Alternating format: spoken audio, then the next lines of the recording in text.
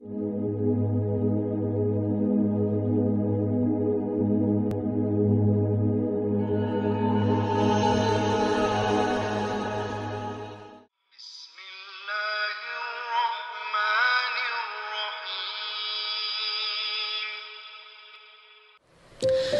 kita suka greget gitu. Awalnya sih pengen jujur, awalnya pengen cara-cara yang benar gitu, yang lurus, nggak macam-macam, nggak neko-neko. Kita lamar kerja pengen yang jujur, kita berdagang pengen yang jujur, kita ngapa-ngapain aja pokoknya pengennya yang jujur, yang lurus. Tapi suka greget itu kalau ternyata ada orang yang curang dan sukses. Itu ya, ada orang yang nggak jujur, untungnya lebih gede, kayaknya lebih cepet. Udah kayak gitu dia pamer lagi tuh. Dia bilang ke kita tuh, makanya jangan jujur-jujur teing gitu ya. Karena makin jujur susah jadi orang kaya gitu kata dia.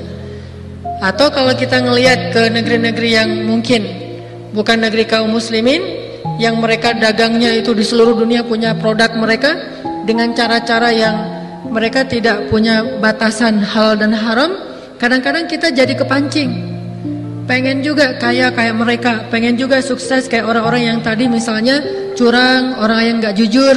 Nah, apa kata Allah tadi di akhir surat Ali Imran yang saya juga bacain lagi di salat? La yaghurrannaka taqallubul ladzina kafaru fil bilad. Jangan sampai kamu terperdaya melihat orang kafir yang keliling dunia. Maksudnya apa? Produk mereka ada di mana-mana. Bisnis mereka itu merajai dunia. Bahkan kalau kita pergi ke Mekah sekalipun, persis di depan Masjidil Haram itu adalah salah satu bisnis mereka. Hotelnya, makanan sepat sajinya, kemudian beberapa produk-produk, termasuk tasbih sekalipun. Coba lihat tasbih kita yang cetrek, made in mana? Tasbih yang lebih keren lagi, manasik umroh dan haji pun videonya itu yang buat adalah mereka. Jadi itu luar biasa. Artinya benar kata Allah, mereka itu nguasain dunia dengan bisnisnya. La yaghurrannaka taqallubul ladzina kafaru fil bilad. Itu ayat tentang jangan gagal fokus. Allah bukan gak mau kita tersemangati, tertantang, menjadi pengen semangat berbisnis, berusaha menjadi orang kaya. Bukan itu maksudnya. Maksudnya jangan sampai gara-gara pengen kaya dan sukses kayak mereka, kalian kehilangan jati diri. Kalian gak peduli lagi dengan batasan-batasan syariat. Seolah-olah batasan syariat itu, hukum Allah itu menghalangi kalian menjadi sukses. Itu namanya gagal fokus. Sehingga gara-gara kita kepancing sama teman kita yang dagang di sebelah karena dia lebih cepat kaya, akhirnya kita saya udah capek, jujur setahun, jujur 2 tahun, jujur 10 tahun. Sekarang saya mau coba cara yang gak jujur. Bener gak sih? Apa kata Nabi? Alaikum bis-sidqi fa inna as-sidqa yahdi ilal bir wa innal birra yahdi ilal jannah. Iyyakum wal kidh fa innal kidhba yahdi ilal fujur wa innal fujura yahdi ilan nar. Hendaklah kalian selalu jujur. Jujur itu membawa kepada banyak kebaikan, dan kebaikan-kebaikan itu membawa kalian kepada surga. Hati-hati dengan dusta. Dusta itu membawa kalian kepada kedurhakaan, dan kedurhakaan itu membawa kalian kepada neraka. Jangan gagal fokus. Udah aja. Kata Allah, la yaghurrannak, jangan gagal fokus. Kayaknya kita perlu buat Quran terjemah anak muda nih. Qurannya nggak dibuat, tapi terjemahannya diterjemahin dengan bahasa anak muda. Orang lihat di poster gagal fokus, apaan sih ini materinya? Padahal sebetulnya penting banget. Dan itu yang kita alamin sehari-hari. Masalahnya cuma bahasa doang yang berbeda. Bukankah Allah Subhanahu wa taala menyuruh kita berbahasa dengan bahasa kaumnya? Karena saya merasa masih muda dan bergaul dengan kaum muda, maka saya menggunakan bahasa anak muda. Maaf ya kalau sekali-kali kadang-kadang sok-sok muda gitu. 33 tahun, masih muda gak sih? Oh alhamdulillah ya. Cuma masih kakak-kakak kalian juga nih, kakak leting. Karena yang di depan-depan saya kayaknya di bawah 30 tahun. Artinya jangan salah fokus. kepancing sama yang lain. La yaghurrannak. Kalian boleh semangat untuk sukses, boleh semangat untuk jadi orang yang kaya, nggak apa-apa, semangat untuk berbisnis, tetapi jangan gagal fokus. Kalian punya identitas, kalian punya prinsip, kalian punya aturan, kalian punya cara yang Allah Subhanahu wa taala janjiin, pasti akan sukses dengan cara itu. Yakin aja. La yaghurrannaka taqallubul ladzina kafaru fil bilad mata'un qalil. Kalian jangan gagal fokus ngelihat orang kafir sukses dengan bisnisnya di keliling dunia, di sekeliling dunia. Itu cuma kesenangan yang sedikit, kata Allah. Mata'un qalil. Bagi Allah, kesuksesan mereka bisa punya bisnis di mana-mana, merajai bisnis dunia. Mata'un qalil. Dikasih dunia dan seisinya sekalipun pun, kata Allah, mata'un qalil. Itu mah cuma dikit, gak ada apa-apanya, kata Allah.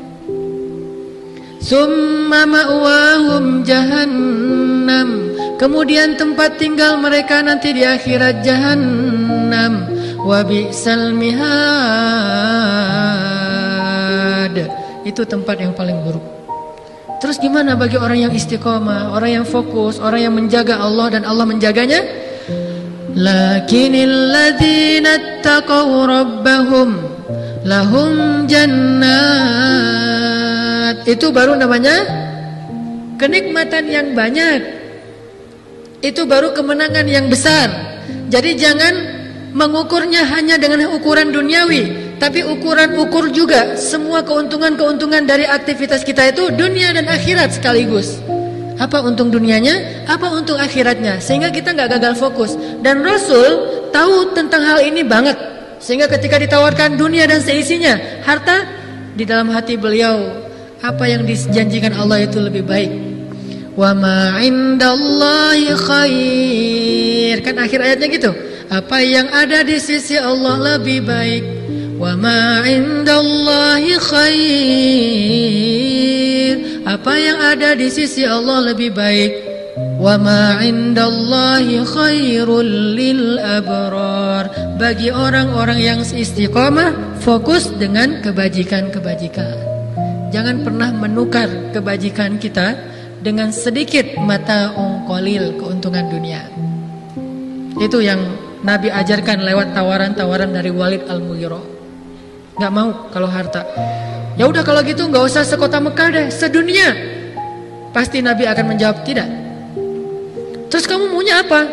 Ya saya maunya ridha Allah. Ridha Allah itu lebih mahal daripada dunia dan seisinya. Kamu maunya apa? Jannah. Jannah Allah itu lebih berharga daripada dunia dan seisinya. Dunia dan seisinya nilainya lebih rendah daripada sebelah sayap nyamuk di sisi Allah daripada surga, dibandingkan surga. Bukan nyamuk, sebelah sayap nyamuk lebih rendah dari itu. Karena seandainya dunia lebih berat dari itu, maka Allah pasti gak akan rela memberikan dunia ini kepada para pengingkar. Tapi kenapa para pengingkar tetap diberikan dunia? Karena di mata Allah dunia tidak ada nilainya kecuali hanya lebih ringan daripada sebelah sayap nyamuk. Dan cobalah belajar berpikir seperti itu, karena pandangan ini adalah pandangan angle-nya Allah. Dalam angle Allah dunia itu lebih ringan daripada sebelah sayap nyamuk. Dalam angle-nya Allah dunia ini lebih rendah daripada bangkainya onta. Dalam angle Allah dunia ini lebih rendah daripada sebutir pasir di pantai. Sehingga kita boleh mendapatkannya, karena dunia juga kesenangan bagi orang yang beriman, tetapi jangan pernah menukarnya dengan akhirat. Itu namanya gagal fokus. Boleh orang yang beriman itu berpakaian bagus, dan Allah sendiri menyediakan pakaian yang baik itu untuk yang beriman. Janganlah kamu melarang orang yang beriman menggunakan pakaian-pakaian yang baik. Nabi ketika diberikan pakaian hadiah dari orang Romawi, dari salah satu penguasa Romawi di Ghassan. Ini penguasa Romawi yang ada di Ghassan itu memberikan hadiah jubah yang sangat bagus untuk Nabi, warnanya merah. Artinya apa? Dapat hadiah dari orang non-muslim. Dan Nabi ketika dapat hadiah itu tersenyum, bahagia, senang dengan benda yang dikasih kepada beliau, walaupun yang memberikannya adalah seorang penguasa dari Romawi yang beragama non-muslim. Langsung saat itu juga beliau masuk ke rumahnya dan memakai jubah itu. Langsung memakai jubah itu karena beliau senang dengan pakaian ini. Artinya tidak masalah kita menginginkan dunia, tapi jangan pernah menukar dunia dengan surga, itu baru namanya gagal fokus. Orang Islam jadi orang kaya, bukankah sebagian besar sahabat itu orang kaya? Dan bahkan Rasul juga dulunya orang kaya yang jatuh miskin karena dakwah. Bukankah Abu Bakar itu orang kedua terbaik setelah Rasulullah adalah orang kaya yang jatuh miskin karena dakwah? Bukankah Utsman itu orang kaya yang jatuh miskin karena dakwah? Bukankah Umar itu orang yang lumayan kaya jatuh miskin karena dakwah? Memang enggak sekaya yang dua orang yang pertama saya sebut, makanya saya bilang lumayan. Lumayan kaya dan jatuh miskin karena dakwah. Bukankah banyak sahabat yang kaya dan jatuh miskin karena dakwah? Yang enggak jatuh miskin itu adalah Abdurrahman bin Auf. Yang saya bilang sampai dia pusing sendiri, kok saya kaya amat ya, susah pengen ngerasain gimana ya jadi orang yang miskin, yang makannya susah. Aduh hari ini mau makan apa, pengen dia ngerasain kayak gitu. Kalau kita pengen ngerasain, gak usah mikirin lagi kerjaan, uang, semuanya udah mengalir, freedom finansial. Artinya la yaghurrannak, Allah menyediakan yang lain, Allah memberikan yang lebih baik dari itu. Dan kita yakin wa ma indallah khair, yang di sisi Allah lebih baik. Pokoknya saya gak mau ditukar dengan yang lain. Kalau saya cari harta, itu saya mencari harta yang ada di dalam genggaman Allah, bukan genggaman makhluk. Kalau saya mencari dunia, dunia yang digenggam oleh Allah, itu yang saya mau. Kalau digenggam dan diberikan dari tangan yang lain selain Allah, saya nggak mau. Cari dunia yang digenggaman Allah, cari harta yang digenggaman Allah, cari jabatan yang digenggaman Allah, cari keindahan yang digenggaman Allah, cari akhirat yang digenggaman Allah. Pokoknya apapun kebaikan yang kita cari, kita mintanya itu dari tangan Allah yang Maha Rahman, kasih sayangnya itu berlimpah. Jadi Nabi bilang, Nabi dengerin. Yang pertama ditawarin, Nabi diam. Yang kedua, kekuasaan. Kekuasaan kalau kita terjemahin ke bahasa kita sekarang, mungkin bukan menjadi seorang penguasa lagi, jadi orang yang terkenal. Kalau di zaman Rasul mungkin jadi penguasa, atau ada beberapa orang yang ditawarin kekuasaan beneran. Tapi bagi kita orang yang awam, masyarakat biasa, mungkin tawaran yang kita alamin selama ini itu bukan kekuasaan jadi pemerintah, jadi pejabat, tetapi menjadi orang yang lebih terkenal, jadi seleb. Kalau jadi seleb dengan resiko harus meninggalkan kebaikan di sisi Allah, maka tolaklah jadi seleb. Tapi kalau jadi seleb tanpa harus meninggalkan jalan Allah, maka itu adalah kebaikan. Bukankah Yusuf adalah seleb di zamannya? Yusuf dibicarain oleh banyak perempuan. Tahu nggak? Ada cowok ganteng. Itu mah gantengnya udah malaikat banget deh pokoknya. Ini cowok yang paling keren. Kamu juga kemarin bilang keren tapi giginya di depan. Maksudnya ke depan gitu. Enggak, ini benar-benar keren nih, Yusuf namanya. Mana buktinya? Ayo kita liatin. Ya udah kita jamuan makan siang gitu ya. Makan ngasih apa? Buah-buahan, ngasih pisau, banyak pisaunya sampai bingung mau pakai yang mana. Udah lagi mau makan, lagi ngiris-ngiris buah-buahan. Kata perempuan ini istri Al-Aziz dan namanya wallahu alam bukan Zulaikha. Kemudian dipanggillah, keluarlah Yusuf. Eng gitu ya, keluar Yusuf gitu. Pas Yusuf keluar, langsung langsung ngiris tangan berdarah-darah, nggak berasa. Saking luar biasanya terkesima ngelihat Yusuf. Dan itu hal yang wajar, selebritas. Seseorang yang jadi seleb karena memang Allah berikan kelebihan pada dirinya, itu sesuatu anugerah dari Allah. Bukankah Sulaiman itu bukan hanya seleb di antara manusia, tapi juga jin, burung, di mana-mana ngebicarain Sulaiman. Daud, seorang seleb dengan suaranya. Sulaiman, seleb dengan kemampuannya. Yusuf, seleb dengan penampilannya. Dan lagi masih banyak yang lain-lainnya, termasuk Zulkarnain, seleb dengan kekuasaan dan keadilannya. Maka boleh kita mendapatkan kebaikan menjadi seorang selebriti, asal tidak dengan resiko harus gagal fokus. Kalau dulu Nabi ditawarin jadi raja, kalau sekarang kita ditawarin jadi seleb. Gara-gara pengen jadi seleb, dia menanggalkan pakaian yang menutup auratnya. Soalnya kalau menutup aurat susah bersaing. Gara-gara pengen jadi seleb, akhirnya dia bicaranya itu suka menyindir bagian-bagian yang seharusnya dia jaga. Seperti memperolok-olok masalah agama, masalah sara, masalah ke masjid diperolok-olok dalam bahasa supaya orang menganggap dia bahwa ini bagus pembicaraannya atau penampilannya, performnya. Gara-gara pengen jadi seleb, akhirnya dia nyeleneh, mencari ketenaran. Karena sesuatu yang ada di sisi Allah jauh lebih baik daripada yang dijanjikan manusia. Itu aja kita yakini. Bahasa Al-Qur'annya wa ma indallahi khair. Yuk kita hafal bareng-bareng. Wa ma indallahi khair. Coba diulangi lagi.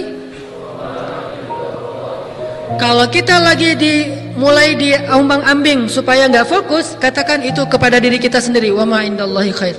Wa ma indallahi khair. Wa ma indallahi khair.